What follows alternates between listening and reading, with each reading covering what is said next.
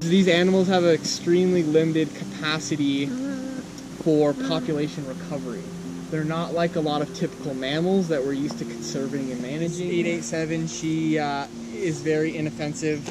I caught her this summer at night. I was paddling on the lake laying, so naturally females are attracted to occupying those sites for nesting, and sadly it either brings them or their offspring into conflict with roadways. I mean, this is being wonderfully demonstrated right now. There are a few different holds. We have a model in this turtle. Apparently, yeah.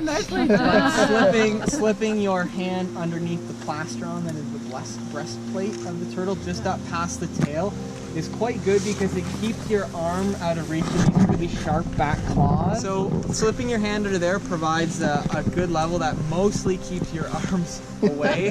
Yeah, you definitely don't want to, it's a lot of weight to bear on those tail vertebrae, so I would certainly recommend against the tail because, yeah, you can certainly dislocate it and it would be directly attached to the spine.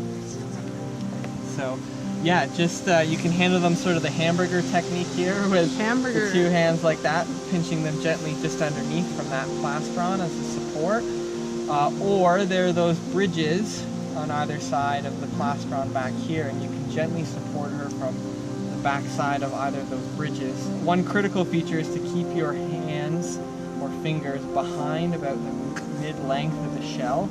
They have a very, very long neck, which she is not extending right now, but it can be deceptively long, and if they are feeling defensive, then they will strike in your direction, and so keeping your digits in behind here will keep them safe. Snapping turtles with their really long head and tail, they don't often retract. So quick learners, you know, you often think of reptiles, and particularly turtles perhaps as a bit slow and dim-witted, but we're learning a lot more about the complexities of their social interactions, and it is obvious that they can learn very quickly.